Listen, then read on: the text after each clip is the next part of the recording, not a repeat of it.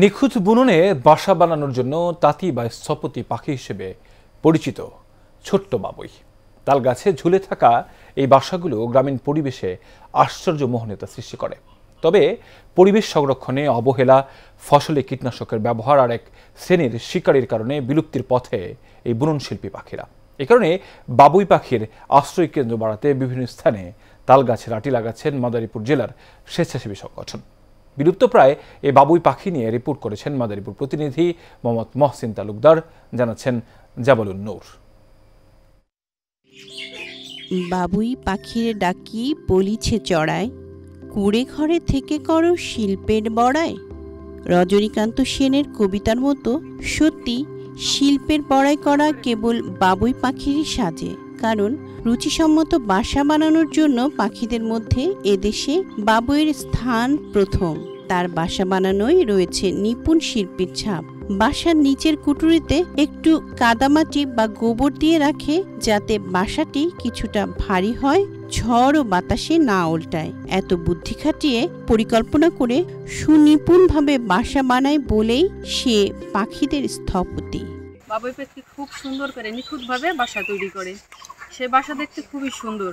পাখির যে কিচিরমিচির ডাক, আমাদের সমাজ থেকে সেই সকালবেলার যে কিচিরমিচির ডাক সেই হারিয়ে যাচ্ছে। বাবুই পাখি আগে অনেক দেখতাম, কিন্তু এখন তো দেখা যায় না। তাল গাছে যেরকম খেজুর গাছে বাসা হয়, কিন্তু এখন তো বাবুই পাখি কোনো খোঁজ খবরই নেই। আসলে কালের বিবর্তনে তাল গাছ, খেজুর গাছ হারিয়ে যাচ্ছে, মানে মানুষ কেটে ফেলছে। এই কারণে এই পাখিগুলো বিলুপ্ত হয়ে যাচ্ছে। গ্রামে ঘুরে দেখা যায় আগের মতো এখন আর চোখেই পড়ে না বাবুই পাখি ও তার তৈরি দৃষ্টিনন্দন ছোট্ট বাসা। প্রতি তাল গাছে বাবুই পাখির বাসা তৈরি করতে সময় লাগে 8 থেকে 10 দিন। খড়, কুটা, তালপাতা, খেজুর পাতা, ঝাউ ও লতাপাতা দিয়ে বাবুই পাখি উঁচু তাল গাছে তাদের বাসা বাঁধে। এই প্রয়োজনীয়তাকে সামনে রেখে 2022 সাল থেকে জিজিবিসা সংগঠনের প্রতিষ্ঠাতা মিলন মুন্সি মাদারীপুর জেলার বিভিন্ন স্থানে তালগাছের আটি লাগাচ্ছেন। জেলায় তালগাছ বৃদ্ধি পেলে বাড়বে বাবুই পাখির বাসা, এমনটি আশা করেন তিনি।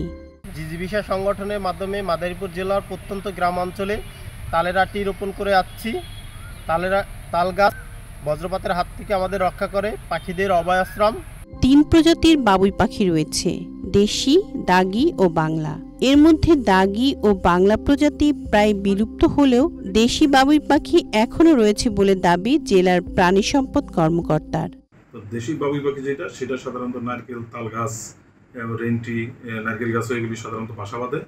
তবে যেগুলো সাধারণত গাছগুলো একটু নিচের দিকে থাকে, তো এই বাসাগুলোতে সাধারণত আমাদের মানুষের বা অন্যান্য যেগুলো মানে ছোট বয়সের যেটা ছেলে বা তারা আছে, তারা ওই বাসাগুলোকে ধরতে গিয়ে হয়তো বাসাগুলি ছিঁড়ে ফেলে, বাসাগুলি অনেক সময় বিধ্বস্ত হয়ে যায়, যার জন্য তারা আসলে এখন বাসাটা একটু কম দেখা যাচ্ছে আর কি। বাবুই সাধারণত খুঁটে খুঁটে বিভিন্ন ধরনের বীজ, ধান, ভাত, পোকা, ঘাস, ফুলের মধু, রেণু ইত্যাদি খেয়ে জীবন ধারণ করে। তাই ফসলি জমিতে কীটনাশক প্রয়োগ রোধ ও বেশি বেশি খেজুর ও তাল গাছ লাগাতে পারলে বাড়তে পারে এ পাখির সংখ্যা। জাবালুন নূর, এশিয়ান টেলিভিশন।